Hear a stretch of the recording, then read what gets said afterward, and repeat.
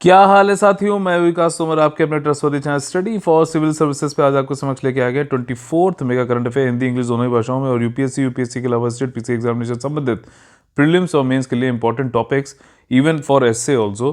कैसनूर forest disease, ठीक है, कैसनूर one रोग क्या है और कॉर्पोरेट ऋण के लिए वैयक्तिक गारंटर उत्तरदायी होंगे। देखो क्या होता है, कई सारे जो बड़े बड़े प्रमोटर्स होते हैं जैसे रिलायंस हो गया, मैं इनका नाम ले रहा हूँ खाली बताने के लिए। तो रिलायंस जो है किसी के पर्सनल गारंटर बन जाते हैं कि और बैंक से कहते हैं भैया इनको लोन दे दो, हम गारंटी ले रहे हैं।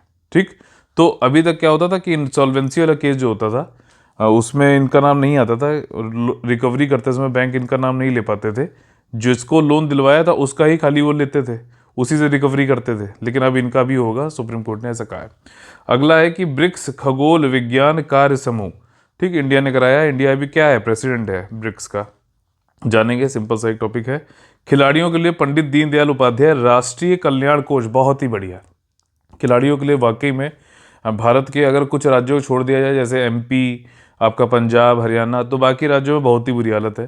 खिलाड़ियों के को मतलब ज़्यादा प्रोत्साहित किया भी नहीं आता। कई लोग आपने देखा होगा, कुछ लोग फल फल की दुकान लगाए हैं, कुछ लोग बहुत ही मतलब देश का नाम रोशन करने के बाद भी उनका वो उनको मिलता नहीं। तो इस समय जो है फिर से ये, हालांकि पुरानी है काफ़ी ये वाली स्कीम, लेकिन फिर से इसको रिवाइज करके अच्छा काम किया जा रहा है। सुंदरलाल बहुगुणा बहुत इंपॉर्टेंट, चिपको आंदोलन संबंधित थे और महिलाओं का योगदान इसमें मतलब बहुत ही बढ़िया रहा है, बहुत ही अच्छा रहा है। महिलाओं ने जो कर दिखाया है इसमें दुनिया के लिए मिसाल है। ठीक, और ये आज का देखिए, आप लोगों को बता दें कि ईपीएफओ 2020 का हमारा नया पेड ग्रुप चालू हो रहा है 25, ठीक, इसी 25 से। और आप लोग इसमें ले सकते हैं, कंप्लीट पेड ग्रुप होगा ये, 60 दिन का है सिर्फ, ठीक है ना। और यूपीएससी 2021 का भी हम जल्द चालू करने वाले हैं 1 जून से, तो आप लोग जो है ज्वाइन कर सकते हैं कंप्लीट पेड ग्रुप। और सिर्फ टेस्ट सीरीज का भी पेड ग्रुप है, जो भी आपको सही लगता है। आप ज़्यादा जानकारी के लिए जो है 8564880530 9696060608 पे कॉल करके जो है जानकारी ले सकते हैं। देखिए पहला क्या है, अब इंपॉर्टेंट चीज़ें, कैसनूर फॉरेस्ट डिजीज। कंटेक्स्ट क्या है कि अभी एक नया पॉइंट ऑफ केयर टेस्ट बना दिया गया, मतलब आपको लैब, आप जो है इसको टेस्ट करने के लिए कि किसी को एली डिजीज़ है कि नहीं है, यहाँ पे पहले जाएं लोगों के पास, फिर वो लैब में जाए, फिर उसके बाद जो है वापस फिर उसकी रिपोर्ट आए, काफ़ी दिन लगे, काफ़ी टाइम ख़राब हो। ठीक, ये सब, और रिसोर्सेज भी तो ख़राब होती है, एक आ रहा है जा रहा है, पेट्रोल लग रहा है, ये सारी चीज़ें। तो अब जैसे कि कल हम लोग ने पढ़ा था कि जो है कि नेजल कोविड वाला टेस्ट आप खुद ही कर सकते हो। ठीक, तो वैसे ही क्या है, ये पॉइंट ऑफ केयर टेस्ट बना दिया गया है, क्योंकि ज़्यादातर फॉरेस्ट में होता है, वैसे भी रिमोट एरियाज़ में है। तो वहाँ पे जाएं, वहाँ पे लोग के वहीं पे जाके पॉइंट ऑफ केयर टेस्ट के जरिए ये जानकारी ली जा सकती है कि भैया उनको यारी डिजीज़ है कि नहीं है। रैपिड निदान हो सकता है, ये मेन चीज़ है। और ये जो है आपका पब्लिक हेल्थ प्रॉब्लम है, साउथ सदर्न इंडिया में ज़्यादा पाया जाता है। अब इसके बारे में समझ लेते हैं मेन चीज़ जो आपको ध्यान रखने वाली। पहली बात क्या है, ये वायरस है। ठीक, दूसरी चीज़ ये है कि ये आपका देखो, ये कीड़ा जो है या तो ये डायरेक्टली काट ले, या फिर जो लोग वुड इकट्ठा करने फॉरेस्ट में जाते हैं उनको काट ले, और या फिर ये जो है ये चूहों में, बंदरों में जो है आ जाए। अच्छा, इसका जो कैसनूर फॉरेस्ट डिजीज़ जो है, इसका दूसरा नाम जो है बंदर रोग भी है। ठीक, फॉरेस्ट बंदर बुखार भी है, यानी कि मंकी फीवर। ठीक है, तो ये चीज़ है। तो ये इनके पास चले जाओ, मान लीजिए ये इनकी डेथ वेथ हो जाए, जैसे ये दिखाया गया यहाँ पे, और इनसे जो है कोई इनके टच में आ जाए तो उनको भी हो जाता है। तीसरी चीज़ जो सबसे ज़्यादा इंपॉर्टेंट है कि आपका ह्यूमन टू ह्यूमन ट्रांसमिशन नहीं होता है। ठीक, इसका जो है वैसे तो कोई निर्दिष्ट यानी स्पेसिफिक कोई भी उपचार अभी नहीं है, लेकिन फिलहाल एक फिर भी एक वैक्सीन है जो काम में लाई जाती है। ठीक, कोई निर्दिष्ट उपचार इसका नहीं है। ठीक, फैटलिटी रेट भी काफ़ी कम है, 3% है, और जो है ह्यूमन टू ह्यूमन ट्रांसफ़र नहीं होता है। ये सारी चीज़ें इसमें जानने वाली हैं। ज़्यादातर जो गर्मी का सीज़न होता है आपका नवंबर से जून, जब बारिशें कम होती है तब ये फैलता है, और आपका दक्षिण जो भारत है उसमें ज़्यादातर ये जो है पाया जाता है। कैसनूर, अच्छा बताइए फॉरेस्ट कहाँ पर है, ये आपका जो है शिमोगा डिस्ट्रिक्ट जो है, शिमोगा डिस्ट्रिक्ट कहाँ का, कर्नाटका। ठीक, वहाँ पे ये पाया जाता है। वहीं पे क्यों पाया गया था, एक बार क्या है कि कई सारे डेथ हो गई थी मंकीज़ की, तो वहाँ पे लोग जो फॉरेस्ट टीम गई थी इन्वेस्टिगेट करने, तो उनको हो गई, और फिर वहाँ से फिर इसको ढूंढा गया, तो पता चला ये जो वही है ये मतलब इसका वेक्टर होता है, मतलब लेके चलता है, काट ले या फिर इनके थ्रू चला जाए तो जो है ये फैल जाता है। ठीक, यही सारी चीज़ें इसमें बताई गई। ये वाली जो पॉइंट ऑफ केयर टेस्ट है, ये आईसीएमआर का, नेशनल इंस्टीट्यूट ऑफ बायोलॉजी ने डेवलप करी है। ठीक, विकास किया है इसका, और ये सारी चीज़ मतलब वहीं अब टेस्ट जो है वहीं पे जाके हो जाएगा आसानी से। ये यहाँ पे बताया जा रहा है। ठीक, पीसीआर कल ही आप लोग को बताया था क्वेश्चन में, आप लोग बताना कि क्या किस चीज़ से रिलेटेड, अरे वही आरटीपीसीआर वाला। ठीक, तो इसका फुल फॉर्म बताओ, कई सारे हो सकता है स्टेट पीसी एग्जाम में फुल फॉर्म ही पूछ लें। ठीक, कैसनो फर्स्ट डिवीज़न 1957 में मंकी जो है मोर्टेलिटीज़ हो गई थी, बंदरों की मृत्यु की जांच करने गए थे, तब ये पहली बार पाई गई थी। और ये ह्यूमन मंकीज़ इनको जो है ज़्यादा इफेक्ट करता है। ह्यूमन भी पहले मंकी था तो ठीक है। और उसके बाद जो है वायरस, अच्छा मैं एक जगह मतलब जोक्स अपार्ट बता जाता हूँ, एक जगह मैं मीम देख रहा था, उसमें क्या था कि लिखा हुआ था कि उसमें जर्मन शेफर्ड जो डॉग्स थे वो बोल रहे थे कि अरे यार हमारे पूर्वज कौन थे, तो उसने कहा कि वुल्फ। ठीक, और उसने पूछा जो हमारे मालिक हैं उनके पूर्वज कौन थे, तो मतलब ह्यूमन, तो उन्होंने कहा बंदर। तो कहते हैं अच्छा हम बंदरों से मतलब हमारे मालिक हैं अभी, मतलब समझ रहे हो ना। तो ये चीज़ है। In nature the virus is maintained mainly in hard ticks होता है, और ये जो है ये इस टिक्स का नाम जो है हेमाफाइसेलिस टिक इसको बोला जाता है। ठीक, टिक मतलब वही कीड़ा, जैसे अभी आपको दिखा था, बॉडी एक, और ये 5 से 12 दिन में पाया जाता है, फर्टिलिटी रेट काफ़ी कम है। और इसमें देखिए कन्वेंशनल टेक्निक इसकी से ही इसको डायग्नोसिस किया जाता है, इसमें बहुत ज़्यादा टाइम लगता है। ठीक, और ये नेशनल इंस्टीट्यूट ऑफ वायरोलॉजी के द्वारा डेवलप किया गया, जैसे पहले बताया गया। इसका कोई स्पेसिफिक ट्रीटमेंट नहीं है, कोई विशेष इलाज नहीं है, लेकिन इसकी एक वैक्सीन मतलब एक है फॉर्मेलिन इनएक्टिवेटेड केएफडीवी वैक्सीन। ठीक, वो एग्जिस्ट करती है और वो किसी स्थानिक एरिया में इंडिया में यूज़ किया जाता है। ठीक, एंडेमिक में। अच्छा मैंने फॉर्मेलिन पढ़ा तो दिमाग में जो इंटरलिंकिंग चुल आती है उसकी वजह से मुझे याद आया फॉर्मिक एसिड, जो साइंस में क्वेश्चन पूछा जाता है, ये फॉर्मिक एसिड किसके काटने पे निकलता है बताइए। ठीक, अगला जो हमारा टॉपिक है कि ये पर्सनल गारंटर जो होते हैं, अब वो भी जो भी कॉर्पोरेट के मतलब डेट होते हैं, मान लीजिए किसी ने लोन लिया, ठीक, ए व्यक्ति, ये कंपनी थी, ये बैंक के पास गई, ठीक, और इसने कहा कि लोन दे दो। बैंक ने कहा किस बात पे भैया, तो कुछ आनाकानी करिए जो भी है, तो इसका जो कंपनी के जो प्रमोटर होते हैं, जैसे बड़े बड़े धन्ना सेठ लोग होते हैं या कोई और था, जो भी था, उसने कहा पर्सनल गारंटी दी बैंक को, और अपने उस पर कहा क्रेडिट पे कि भैया मैं हूं ना, चिंता ना करो, मैं दे दो इसे। ठीक, तो इसने जो है लोन दे दिया ए को। अब ए जो है वापस नहीं कर पाया, समझना, ए वापस नहीं कर पाया, तो बैंक ने अब क्या आ गया, इंसॉल्वेंसी एंड बैंक्रप्सी कोड आ गया ना, जिसमें जो है कोई बैंकरप्ट हो जाता है तो उसके बाद बैंक जो है इसको जल्दी से इसका रिकवरी करके और बिना कुछ किए जितना भी पैसा हो सकता है वापस आ सकता है, इसको भी जो है कंगाल घोषित करके ये भी अपना निकल जाए, लीगल उसमें ना फंसे और फिर आगे कुछ करे। ठीक है ना। तो ये इस इकोनॉमिक सर्वे में कुछ साल पहले आया था कि इंडिया में लोग जो है शुरुआत तो कर लेते हैं व्यापार, लेकिन व्यापार में अगर फेल हो गए तो निकल नहीं पाते हैं, तो उसको चक्रव्यूह करके बोला था, इकोनॉमिक सर्वे का है। मेंस में अगर इस तरीके से आया करे तो मेंस में इकोनॉमिक सर्वे के पॉइंट्स लिखा करो प्लीज़। ठीक, ऐसे में भी लिख सकते हो आप। तो इसी चक्कर में इंसॉल्वेंसी एंड बैंक्रप्सी लाया गया था। अच्छा, इंसॉल्वेंसी एंड बैंक्रप्सी का में अंतर समझ लेते हैं। अगर कोई बैंक ये कह रहा है कि इंसॉल्वेंट है, मतलब कि अपना ऋण जो उसने लिया था लोन वो वापस नहीं कर पा रहा, तो इंसॉल्वेंट बोला जाएगा। लेकिन अगर यही केस चला जाए कोर्ट के पास और कोर्ट अगर उसको अपने जजमेंट में बोल दे इंसॉल्वेंट, तो वहां पे इससे अलग करने के लिए कि भैया जुडिशरी ने इसको बैंकरप्ट कंगाल घोषित किया है, तो वहां पे हम लोग बैंकरप्ट का वर्ड यूज करते हैं, बैंकरप्सी का। ठीक, तो इस तरीके से याद कर सकते हो। तो यहाँ पे अब क्या हो रहा था कि बैंक जब इंसॉल्वेंसी बैंकरप्सी कोड के जरिए अपना ऋण की रिकवरी करता है, तब ये सिर्फ इसको घेरता था, प्रमोटर बच जाता था या फिर पर्सनल गारंटर जो होता था वो बच जाता था। अब सुप्रीम कोर्ट में पीछे जो है लोगों ने क्या हुआ कि सेंट्रल गवर्नमेंट ने एक मतलब नोटिफिकेशन अधिसूचना निकाली 2019 में, उसने कहा नहीं, जो लोग पर्सनल गारंटर हैं उनको, उनसे भी बैंक जो है कुछ ना कुछ वसूलेगा। ठीक, उनको छोड़ेगा नहीं। इस पर जो प्रमोटर या फिर पर्सनल गारंटर थे वो लोग सुप्रीम कोर्ट चले गए, और सुप्रीम कोर्ट ने यहाँ पे क्या कहा है कि भैया सेंट्रल गवर्नमेंट ने जो 2019 में कहा था बिल्कुल ठीक कहा था। ठीक, तुम अगर लोन दिलवा रहे हो, ठीक, वैसे भी लॉजिकली सोचो यार, लोन अगर किसी इसके कहने पे ही तो दिया ना इसने, बैंक ने, तुम पिक्चर में ही क्यों आए। पहली बात तो ये है, हम बैंक और जिसको लोन दे रहा था, जिससे उसको ब्याज लेना था, वो अपना देखता, तुम बीच में क्यों आए। अगर तुम आए और इसने नहीं दे पाए तो फिर मतलब तुमको भी जो है लाइबिलिटी तुम्हारी भी बनती है, दायित्व तो तुम्हारा भी बनता है कि ऑब्लिगेशन तुम्हारी भी है कि तुम्हें फिर जो है रिकवरी में अपना कुछ ना कुछ देना पड़ेगा। तो ये है पूरा केस यहाँ पर चालू हो गया है। ठीक, ये हो गया, सुप्रीम कोर्ट ने इनको कह दिया है कि हाँ बिल्कुल, अगर जो है इंसॉल्वेंसी प्रोसीडिंग्स में पर्सनल गारंटर जो है उनको भी रिकवरी के टाइम पे देना पड़ेगा पैसा, जो भी है। नो एस्केप रूट, अब जो भी पर्सनल गारंटर्स हैं, जब उनको प्रमोटर्स और रिलेटेड पार्टी जो भी है उनको भी अब रिकवरी के टाइम पे जो है उनके खिलाफ भी कर सकता है, इंसॉल्वेंसी एंड बैंक्रप्सी कोड के अंतर्गत जो है बैंक उनसे भी ले सकता है या फिर जिसने भी लोन दिया था। ये है पूरी कहानी। अब देखो इंसॉल्वेंसी एंड बैंकरप्सी कोड है क्या, जैसे मैंने बताया चक्रव्यूह चैलेंज वाली जो चीज़ थी। और दूसरी चीज़ ये है कि कई सारे पहले लॉ बहुत सारे थे, उसकी वजह से क्या था कि सिंपल नहीं था। कभी कोई लॉ अगर में है तो जो लोग भी वादी और प्रतिवादी होते थे वो दूसरे लॉ में कुछ लूप होल या फिर कुछ कमियां निकाल के वहां से लॉ को कर लेते थे। मतलब इतनी ओवरलैपिंग भी थी, डुप्लीकेसी भी थी, डुप्लीसिटी और सिंप्लिसिटी तो थी ही नहीं। तो उसकी वजह से काफ़ी टाइम लगता था, सालों तक पढ़ा जाता था, कोई निष्कर्ष नहीं निकलता था।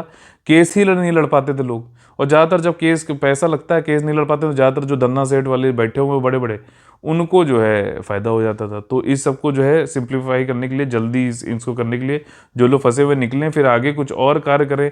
कोई मतलब कोई कारोबार करता है तो कोई उसको फांसी की सज़ा तो ना दे दोगे यार। वो कारोबार करता तो उससे नौकरियां भी तो जनरेट होती हैं। अगर मान लीजिए फेल हो गया तो उसको आगे, तो आज अमेरिका पता है क्या, अमेरिका के खुद, एक तो पहली बात अमेरिका की ज़मीन अपनी नहीं है, ठीक, रेड इंडियंस में रहते थे। ये तो यूके के और यूरोपियन जो थे ना वहाँ चले गए, वहाँ जाके उन्होंने कॉलोनी बनाई। और आज भी इन्होंने क्या किया, इन्होंने बस बाहर से लोगों को बुलाया और अपने नौकर बनाया। बात देखो यही है असली। इन्होंने क्या किया कि वहाँ पे आइए, अपना आइडिया रखिए और अपना जो है आप जो है, अगर फेल हो गए कोई बात नहीं, तुरंत बैंक्रप्सी कोड करके वापस निकाल देते, फिर आप लोन आपको मिल जाएगा, फिर आप करिए। आइडिया देते रहे, खुद बॉस की गद्दी बैठे रहे, ठीक, मतलब इन्होंने जॉब क्रिएट करते रहे और जो है पैसा बनाते रहे, बाकी काम लोगों से ही कराते रहे हमेशा। ना इनकी ज़मीन अपनी, ना इनके काम करने वाले अपने, खाली बैठ के मेक इंडिया फर्स्ट बनाना है, मेक अमेरिका फर्स्ट बनाना है इन्हें। समझ रहे हो? तो ये चीज़ है। तो अमेरिका इसीलिए जो है आगे निकल गया। अब ये चीज़ यहाँ पर जो है, जैसे इंडिया में भी हम लोग करने की कोशिश कर रहे हैं कि आइडिया लाओ, आइडिया फेल हो जाए तो कोई बात नहीं, अगला करो, ठीक। अपना ये देखो, ट्रंप जो था 4 बार बैंकरप्ट हो चुका है प्रेसिडेंट बनने से पहले, अभी फिर बैंकरप्ट होगा, लोग उसके पीछे पड़ गए हैं, ठीक। अच्छा, इसमें एक चीज़ है, बैंकरप्सी को जो है आप उसके मत जोड़ देना माल्या वालिया टाइप से। वो विलफुल डिफॉल्टर हैं। जब उनको बोला गया कि भैया लोन वापस करो, पैसा वापस करो, तो वो इंडिया से भाग गए और अब वापस नहीं आ रहे। ये 2 कंडीशंस थी ना। तो वो विलफुल डिफॉल्टर और इंसॉल्वेंसी बैंकरप्सी कोड में डिफरेंस है, ध्यान रखना, ठीक। सुप्रीम कोर्ट ने ये बोल दिया, इंट्रिंसिक कनेक्शन और वही सारी चीज़ें इसमें बताई गई हैं। बिग प्रमोटर, अब उनको भी गारंटर अगर आप दे रहे हो तो उनको भी रहना पड़ेगा। अब 2016 में जो है इसको बैंकरप्सी कोड को लाया गया था और जो है सिंगल लॉ बना दिया गया। पहले कई सारे लॉ थे और ये 19 अगस्त 2016 से फोर्स में आ गया था। बैंकरप्सी कोड जो है वन स्टॉप सोल्यूशन होता है। ये जो आईबीसी है, इंसॉल्वेंसी एंड बैंकरप्सी कोड, इसमें 255 धाराएं और 11 जो है अनुसूचियां हैं। और इंसॉल्वेंसी वही होती है, ऐसी सिचुएशन जब लोन वापस ना कर पा रहे हो। और बैंकरप्सी क्या है, जब कोर्ट कोई कह दे कि भैया ये पैसा नहीं दे पाएगा, ऋण जो है वापस नहीं कर पाएगा।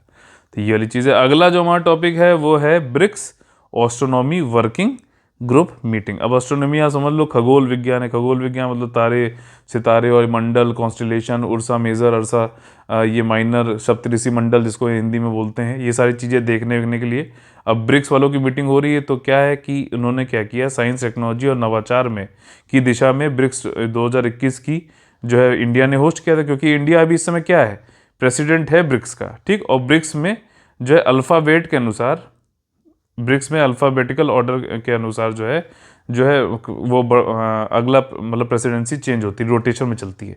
तो इंडिया अभी है, अगले साल बताइए कौन होगा, ठीक। बहुत सिंपल सा क्वेश्चन है। और इसमें अभी जब इंडिया होस्ट इसने किया, कौन सा, खगोल शास्त्री वर्किंग ग्रुप का, ठीक। Brazil, Russia, India, China, south Africa इसमें है। और ये 19-20 जो है मई को हुआ था। अब देखो इंडिया की साइड से कौन बैठा था, inter university centre for astronomy and astrophysics जो पुणे में है। और लेकिन ध्यान रखना, ये एस्ट्रोनॉमी और एस्ट्रोफिजिक्स से है तो मिनिस्ट्री ऑफ अर्थ साइंसेज पे नहीं होगा, ठीक। ये आएगा आपका दोस्त यानी कि department of science and technology के अंतर्गत ही आएगा, ध्यान रखना, ठीक। इसमें 50 से ज़्यादा जो है दुनिया में लोगों ने जो है ऑनलाइन हुआ था, ठीक। और इसमें देखो कुछ प्रोजेक्ट बनाए गए कि इन्होंने कहा है कि जो भी हमारे यहाँ टेलीस्कोप लगे हुए हैं, जिससे हम खगोल विद्या वो मतलब देखते हैं सितारे और इसे कॉन्स्टेलेशन, तो आप उनकी नेटवर्किंग बना दो, ठीक। मान लीजिए ब्राज़ील ने अलग कुछ देखा अपनी जगह से, चाइना ने अलग देखा, ठीक। उन सब का डेटा लाके एक जगह समावेश करके देखो टेलीस्कोप का सारा डेटा। तो ये चीज़ यहाँ पे जो है एग्जिस्टिंग टेलीस्कोप का, एक ब्रिक्स कंट्री का एक रीजनल डेटा नेटवर्क बनाना चाहते हैं। और क्या क्या इसमें बात हुई कि कई सारे जो है ब्रह्मांड में होने वाले क्षणिक खगोलीय घटनाएं, मतलब क्षणिक क्या होती है, मतलब एक मोमेंट्री अभी हुई, अगले जैसे होता है ना पुच्छल तारा है, गया निकल गया, अरे आप देखी नहीं, मतलब कि जिसने देख लिया। तो इस तरीके की भी जो है सब कुछ डेटा सब लोग इकट्ठा करो, एक जगह रखो और फिर उससे बिग डेटा एनालिसिस करके जो है आगे कुछ ना कुछ नई चीज़ निकालो। ठीक, उससे एनालिसिस करो, कुछ हो सकता है।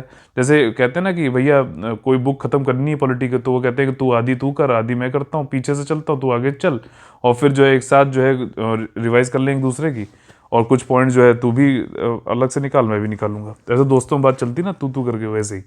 ठीक, तो ये होता है। तो ये वाली चीज़ यहाँ पे भी करने की बात चल रही है। हालांकि थोड़ा सा भी अब चाइना शेयर करेगा कितना नहीं करेगा, हो सकता है हमसे ले ले और खुद ना दे, तो ऐसा डिस्ट्रस्ट रहता है। ठीक, ब्रिक्स क्या है, ये एक्रोनिम है, ब्राज़ील और इन सबको मिला के बनाया गया। रीजनल जो क्षेत्रीय जो है इनका काफ़ी प्रभाव रहता है। और पहले ये ब्रिक था खाली, 2010 में साउथ अफ्रीका को जोड़ के ब्रिक्स हो गया। 2001 में जो गोल्डमैन सैक्स के जो एक चेयरमैन थे जिम ओनील, उन्होंने ये नाम रखा था ब्रिक्स।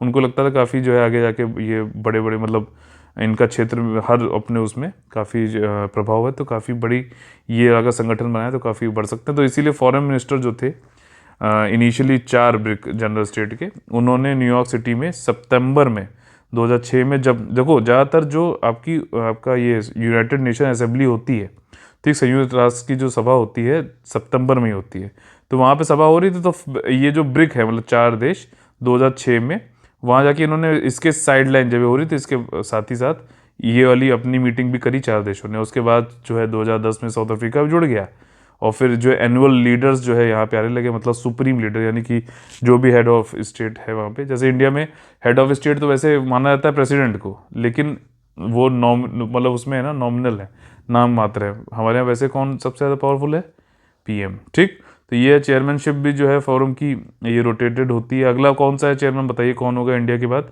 इंडिया को इसका चेयरमैन बनने का, प्रेसिडेंट बनने का मौका मिला है जनवरी 2021 में। ठीक, अगला जो हमारा टॉपिक है बहुत ही इजी लेकिन बहुत ही ज़्यादा इंपॉर्टेंट है। Pandit Deendayal Upadhyay national welfare fund बनाया गया स्पोर्ट्स पर्सन के लिए। इसमें क्या है कि वो स्पोर्ट्स पर्सन, ध्यान सुनिएगा, वो स्पोर्ट्स पर्सन जो किसी तकलीफ में है, ठीक, डिस्ट्रेस में है, ठीक, पहले उन्होंने काफ़ी अच्छा परफॉर्म किया, जैसे मान लीजिए पीटी उषा है, ठीक, उन्होंने पहले बहुत अच्छा किया ना, अर्जुन अवार्डी है।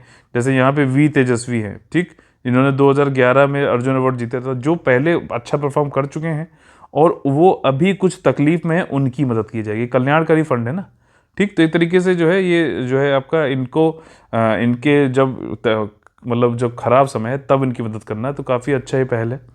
जो लोग, अब इसमें देखो, जो पहले अच्छा कार्य कर चुके हैं, जो लोग अभी अच्छा खेल रहे हैं, इंजरी हो गई, या फिर जो पहले अच्छा खेल रहे थे उस समय इंजरी हो गई और फिर अभी बहुत ही तकलीफ में है, कुछ छोटा मोटा काम कर रहे हैं, अपने जीवन आजीविका नहीं संभाल पा रहे हैं, और या फिर जो अभी खेल रहे हैं उनको भी अगर कोई ऐसी चीज़ हो जाती है और अच्छा वो कर रहे थे, तो उनको भी इस जो फंड के जरिए जो है सहायता प्रदान की जाती है। ये है मेन चीज़ यहाँ पर जो है ministry of youth and sports के अंतर्गत आती है। संदर्भ ये है कि आपका वी तेजस्वी जो है 2 लाख रुपए कर्नाटका के है, ये इनको दिए गए हैं।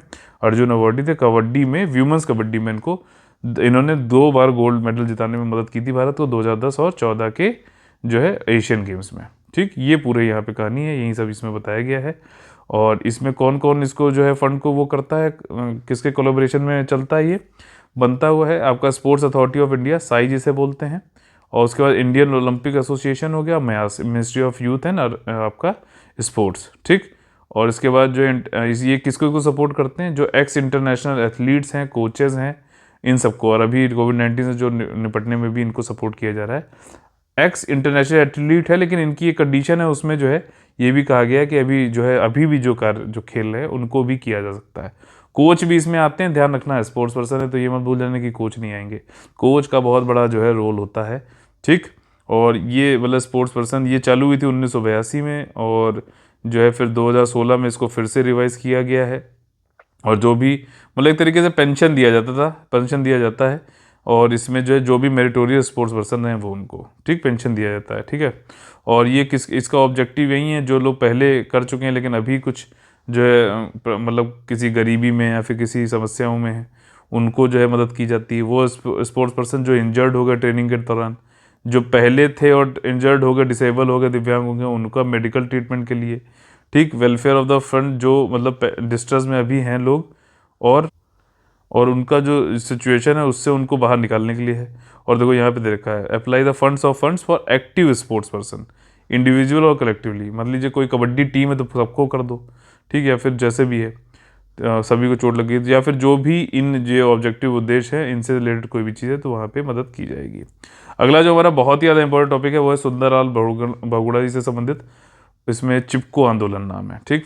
अब क्या था, डिफॉरेस्टेशन हो रहा था, वनों की कटाई हो रही थी, ठीक। उस समय उत्तराखंड नहीं बना था, यूपी का हिस्सा था जो हिली एरिया है उत्तराखंड आज का जो है। और सुंदरलाल बहुगुणा जी जो है इनके ये एक गांधीयन है, ठीक। आप लोगों का क्वेश्चन ये है कि डीपीएसपी जो है राज्य के नीति निर्देशक तत्व जो है उसमें गांधीयन कौन से डीपीएसपी हैं, उनको आपको मेंशन करना है कमेंट में, ठीक। आप लोग बहुत ही अच्छा कमेंट कर रहे हैं, कई लोग जो है अच्छा कर रहे हैं। मैं पिंड कमेंट कर देता हूँ अब, ठीक। यहाँ पे सबका नाम भी लेता हूँ मैं, जो लोग हैं लगातार अच्छा कर रहे हैं उसमें से जो सबसे अच्छा मुझे लग रहा है उसको मैं पिंड कर देता हूँ कमेंट, तो आप जरूर देखा करिए। और एससे कल मैंने दिया था, काफ़ी लोगों ने लिखा है, बहुत ही अच्छा है, आपस में इवेल्युएट भी कर रहे हैं, ये बहुत ही अच्छी बात है, ठीक। ऐसे ही लिखते रहिए, keep writing keep on improving. अब देखिए यहाँ पे क्या है कि गांधीयन ये थे सुंदरलाल बहुगुणा, मतलब अपनी बात करवानी है लेकिन नॉन वायलेंट, अहिंसात्मक ढंग से, ठीक। अगर कुछ सच है तो सच को पाना है लेकिन अहिंसात्मक तरीके से। तो सुंदरलाल बहुगुणा जी ने ये देखा कि भैया कुछ लोग गवर्नमेंट के कॉन्ट्रैक्टर आके पेड़ काट रहे हैं क्योंकि उनको जो है विकास के नाम पे कुछ जो है अपना जो है पेड़ काट के कुछ अपना काम वाम करना था। तो इन्होंने लोगों को बोला, खुद भी जो है उसमें महिलाओं का बड़ा रोल था, महिलाएं जाके जो है पेड़ों चिपक गई और उन्होंने कहा कि या तो हमें पहले मारो फिर जो है पेड़ काटो, तो इसीलिए इसका नाम चिपको मूवमेंट पड़ गया, ठीक। और महिलाएं हटी नहीं तो फिर बाद में जो है ये सब कुछ काम वाम बंद करना पड़ा और उसके लीडर जो है सुंदरलाल बहुगुणा जी निकल के आए। और इन्होंने गांधीयन प्रिंसिपल खाली बोलने के नहीं कि मैं गांधीयन हूँ, वैसे ही वेशभूषा, वैसे ही विचार, वैसे ही कार्य, हर चीज, आपका मन, आपका जो है व्यवहार और आपकी बोली, तीनों अगर जब तक सिंक्रोनाइजेशन में नहीं है, ठीक, उसमें इंटीग्रेट नहीं है, एकीकृत नहीं है, तब तक आप समझ लीजिए कि आप अपने आप से भी झूठ बोल रहे हैं, ठीक। तो ये वाली चीज़ है। तो इन्होंने डिफॉरेस्टेशन के खिलाफ काफ़ी अच्छा किया। अच्छा, डिफॉरेस्टेशन आया तो इंटरलिंकिंग चुलाई, और उसमें मैंने एक ये जो United nation framework on climate change जो संबंधित है संयुक्त राष्ट्र वाला कन्वेंशन, उसमें एक है रेड, ठीक। ये आपका इसमें क्या होता है, reducing emission from deforestation and forest degradation, ठीक। ये डिफॉरेस्टेशन से ही संबंधित है। डेवलपिंग कंट्रीज़ में जो है ये इसको मतलब कार्बन मतलब कटाई वटाई ना हो वनों की, पेड़ों की, और उसके लिए उससे एमिशन भी होता है, उत्सर्जन होता है ना कार्बन, तो इसका कार्बन स्टॉक बना रहे, उत्सर्जन ना हो, तो इसके लिए जो है जो विकासशील कंट्रीज़ हैं वहाँ पे ये कार्य करता है और ये यूएनएफसीसी के अंतर्गत आता है, ठीक।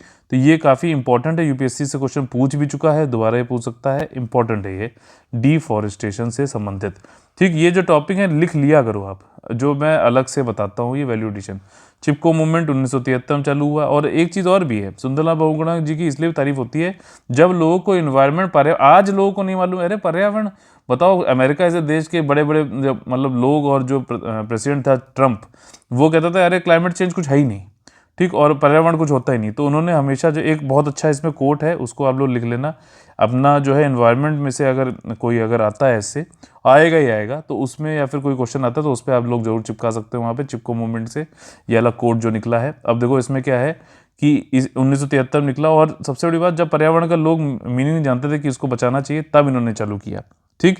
और ये नॉन वायलेंट प्रोटेस्ट इन्होंने चालू कर दिया, जैसा मैंने आपको बताया, और ये पूरी दुनिया में फैल गया ये वाला प्रोटेस्ट कि किस तरीके से जो है अपना काम आप जो है मतलब पर्यावरण का आपको रक्षा करनी चाहिए। जो कि ग्रेटा थनबर्ग है ना, ये सब कुछ नहीं है उनके सामने, देखा है तो खाली अब सोशल मीडिया का जो है वो कर रहे हैं। और ये तो तब मतलब मशहूर हुए पूरे वर्ल्ड में जब सोशल मीडिया का तो ऐसा नहीं था, ठीक। तो उन्होंने देखो एक चीज़ यहाँ पे एक बहुत अच्छा डायलॉग दिया था, डायलॉग क्या, एक स्लोगन दिया था, ecology is the permanent economy, ठीक। पारिस्थितिकी स्थायी अर्थव्यवस्था है, मतलब अगर दोनों को साथ में लेके चलोगे तभी एक दूसरे जो है दोनों चल सकते हैं, नहीं तो एक को भी तुमने बढ़ाया तो दूसरा जो है खराब हो जाएगा। और फिर जैसे अभी हो रहा है ये स्टॉर्म आ रहे हैं, साइक्लोन आ रहे हैं, डिजीज़ आ रही हैं, ये इसीलिए आ रही हैं क्योंकि हमने इन्वायरमेंट को कुछ नहीं समझा, सिर्फ जो है लेन देन, प्रॉफिट और इसी चक्कर में पड़े रहे, ठीक। अब इनके बारे में बताया गया, टेरी में पैदा हुए थे 1927 में, और हमेशा जो है सामाजिक कार्यों में लगे रहे, सक्रियता दिखाते रहे, लेखन भी किया। और विनोबा भावे का जो ये था सर्वोदय मूवमेंट, क्या इसके बारे में बताएंगे थोड़ा आप लोग कमेंट करके। इसमें भी इन्होंने पार्ट लिया, इंडिपेंडेंस मूवमेंट में भी इन्होंने पार्ट लिया था। गांधीयन जी के बहुत बड़े फॉलोअर हैं, जैसे क्या खाना खाना है टायर, यहाँ तक कि 56 दिन का, ठीक 56 दिन का स्वतंत्रता के बाद इन्होंने फास्ट भी रखा, ठीक है, मतलब व्रत भी रखा था। और एक चीज़ बताइए, अच्छा वो एक बंदा था जिसने तमिलनाडु को एक अलग राज्य बनाने के लिए फास्ट रखा था और मर गया था, ठीक, बड़ा अच्छा नाम है उनका। तो उनका क्या नाम था, तो ये आप लोग को कमेंट बॉक्स में लिखना है। चलिए अच्छा बताया, तो उनका नाम था पॉटी श्रीरामुलु करके नाम था, ठीक है। तो ये जो है बेचारे, ये इनकी डेथ हो गई, तमिलनाडु अलग से स्टेट बनाना चाहते थे। पहले क्या था, मद्रास नाम की प्रेसिडेंसी थी, और फिर उससे जो है तमिलनाडु अलग जो लोग तमिल बोलते हैं उन्होंने कहा कि उनको अलग बनाओ। ये व्रत रहे, मर गए, फास्ट करते रहे, लेकिन कुछ जो है सरकार उस समय जो थी उसने कोई भी इनका वो नहीं लिया, बल्कि 1953 में सबसे पहला जो है आंध्र प्रदेश बना दिया गया था, मतलब इसके बाद ही बनाया गया था, सॉरी इसके बाद बनाया गया था, ठीक। तो ये वाली चीज़ है, काफ़ी अच्छा है। और भी जो पर्यावरण से संबंधित हमारे यहाँ जो आंदोलन हुए हैं, विश्नोई मूवमेंट 1700 में, कब देख रहे हो, और पीको मूवमेंट जो है आपका, ये आंध्र प्रदेश में हुआ था। और 1983 ये भी मतलब चिपको मूवमेंट से मिलता जुलता ही है, चिपको मूवमेंट आपका 1973। Save silent valley movement 1978। अच्छा, साइलेंट वैली कौन से स्टेट में है बताइए, ये एक्चुअली एक नेशनल पार्क है, ठीक। और जंगल बचाओ आंदोलन 1982, नर्मदा बचाओ आंदोलन जिसमें मेधा पाटकर जी थी, और इसमें ये था कि ट्राइबल्स जो नर्मदा रिवर पे कई सारे डैम्स बनाए जाते हैं, सरदार वाले जो है आपके, उन डैम की वजह से ट्राइबल जो थे उनका जो है यहाँ उनको हटाया जा रहा था, उनके घर वर उजाड़े जा रहे थे। तो मेधा पाटकर जी ने जो है नर्मदा बचाओ आंदोलन चलाया था। टेहरी डैम कॉन्फ्लिक्ट, अच्छा जो आपके बहुगुणा जी थे ये ऊपर, जिन्होंने अभी जिनकी डेथ हो गई, तो उन्होंने जो है टेहरी डैम के खिलाफ भी जो है आवाज़ उठाई थी। और 2013 में आप लोगों को पता है उत्तराखंड में क्या हुआ था। तो इसी के साथ में हम लोग का ये हालत पे खत्म होता है। चिंता ना करिए, क्वेश्चन मेंस का दिया है मैंने, नीचे है, देखिए ये हम लोग का जो है फेवरेट सेक्शन है, इसमें प्रीलिम्स के क्वेश्चन किस तरीके से सॉल्व करने ये हम लोग देखते हैं और समझते हैं कि एग्जाम में, ताकि जो है क्लियर करके मेंस लिखने का मौका मिले। देखिए डिप्को वैन नाम से जो है कुछ कथन दिए गए हैं, उसके कौन से सही है बताना। ये स्वदेशी एक एंटीबॉडी डिटेक्शन बेस्ड किट। अच्छा मैंने कल पूछा था एंटीबॉडी और एंटीजन में, परसों पूछा था, कल मैंने इसके बारे में बताया भी था। अच्छा ये बताइए, ब्लड के अंदर दो तरीके के सेल्स होते हैं, एक होता है सफ़ेद वाला, एक होता है रेड वाला। रेड ब्लड सेल होता है, वाइट ब्लड सेल होता है। तो ये एंटीबॉडी ये सब किस में होता है, वाइट ब्लड सेल में होता है कि रेड ब्लड सेल में होता है? बहुत ही आसान क्वेश्चन है, पक्का सबसे ज़्यादा कमेंट इस पे ही आएंगे ना। अब मैंने बोल दिया तो ऐसा नहीं कि आप लोग मत करना जरूर, ठीक। इसमें मतलब मैं चाहता हूँ कि आप लोग कमेंट करने की आदत डालो, ताकि आपकी हिचक जो है ना कि मैं ना लिखूं, कहीं ऐसा ना हो ये गलत हो जाए, वो हो जाए, वो हटनी चाहिए। क्योंकि in the end of the day you have to write answers, you have to give answers in the interview also, you have to mark right answers in prelims also. तो ये वाली चीज़ है। और इसमें देखिए ये स्वदेशी बनाई गई है, सही है कि नहीं। और जो कोरोना वायरस का जो स्पाइक होता है ना, जो कांटेदार या और न्यूक्लियोकैप्सिड, इन दोनों को डिटेक्ट कर लेता है आसानी से, ठीक। 97% और 99%, ये सही है कि नहीं है। और अगला जो है तीसरा वाला कि ये सिप्ला फार्मास्यूटिकल्स ने बनाया है, तो देखिए तीसरा वाला गलत है, इसलिए ये गलत और ए आंसर हो जाए, क्योंकि 3 जो है इसी वाले में नहीं है, पहले दूसरे सही हैं, ठीक है। सिप्ला ने नहीं बनाया, इसको जो है डीआरडीओ नहीं बनाया है, defence institute of physiology and allied sciences, इनकी लेबोरेटरी बनाया, जो कि डीआरडीओ की लेबोरेटरी है, ठीक। अब हमारा देखो मेंस का जो आंसर राइटिंग का फ्री वाला प्रैक्टिस वाला जो क्वेश्चन है, वो बहुत ही ध्यान से पढ़ने वाला है, बिल्कुल मैं बता रहा हूँ, सावधानी हटी दुर्घटना घटी वाली चीज़ है। ध्यान से पढ़ने वाला है कि मैंने पूछा है आपके अनुसार संस्कृति क्या है, यानी कल्चर क्या है अकॉर्डिंग टू यू, और भारतीय संस्कृति को कैसे बढ़ावा और संरक्षित किया जा सकता है, कैसे और क्यों। How Indian culture can be promoted and protected and why. कैसे करोगे प्रमोट प्रोटेक्ट, लेकिन क्यों एंड वाई। ध्यान से पढ़ो और इसको पूरा समझ के फिर आंसर लिखो, पूरा जो है अपना कॉग्निटिव स्किल्स दिखाते हुए। कला क्षेत्र नाम से इंपॉर्टेंट है, कला क्षेत्र नाम से जो है कौन से कथन जो दिए गए हैं उनके बारे में बताना है, कौन से कथन गलत हैं इसमें पूछा गया है। आर्ट एंड कल्चर एकेडमी है आपकी कला क्षेत्र, एक कला और संस्कृति का अकादमी है जो विशेष रूप से भरतनाट्यम नृत्य और गंधर्व वेद संगीत के क्षेत्र में भारतीय कला और शिल्प में, ठीक, आर्ट एंड कल्चर में पारंपरिक मूल्य जो ट्रेडिशनल वैल्यूज हैं के संरक्षण के लिए समर्पित हैं, के प्रिजर्वेशन के लिए, ठीक। तो ये क्या सही है कि गलत है बताइए। ये पहला स्टेटमेंट तो एकदम सही है। जीवंत दूरदर्शी रुक्मणी देवी अरुणडेल द्वारा 1936 में स्थापित किया गया था, ठीक। बताइए ये सही है कि गलत है। ठीक, गलत पूछा गया, ध्यान रखना, ये भी सही है। तीसरा जो है आपका ये पूछा गया, it is a vital centre for study and performance of fine arts, यानी ललित कलाओं के लिए अध्ययन और प्रदर्शन के लिए महत्वपूर्ण केंद्र है बेंगलुरु में। क्या ये सही है? नहीं, ये चेन्नई में है, और गलत पूछा गया, इसलिए आंसर सी हो जाएगा यहाँ पे, ओनली 3। ठीक, चेन्नई में है कला क्षेत्र और स्टडी फाइन आर्ट्स यानी कि ललित जो है आपका ललित कलाओं के लिए। इसी के साथ हमारा आज का सेशन खत्म होता है। अगर आप लोग अच्छा लगा तो प्लीज़ लाइक का बटन तोड़िए, साथ में शेयर करके लोगों को जोड़िए, सब्सक्राइब करिए, ताकि तुरंत जो है आपके पास ये नोटिफिकेशन आए, वीडियो आए, और तुरंत आप पढ़िए क्या बनाया है। ठीक, और अगर आप लोगों को हमारा कंटेंट और गाइडेंस अच्छा लगता है तो ईपीएफओ का 25 जो है मई से नया पेड ग्रुप चालू है, हमारा complete paid group, test series का भी पेड ग्रुप 60 दिन का है, इसको करिए आप। और या फिर यूपीएससी 2021 का 1 जून से चालू है। ठीक, यूपीएससी 2021 का, उसको भी आप ज्वाइन कर सकते हैं 85640005309696060689 पे कॉल करके। चलिए फिर आप लोग से कल सुबह मुलाकात होगी 6 बजे, तब तक के लिए जय हिंद, जय Bharat, all the very best है, वंदे मातरम।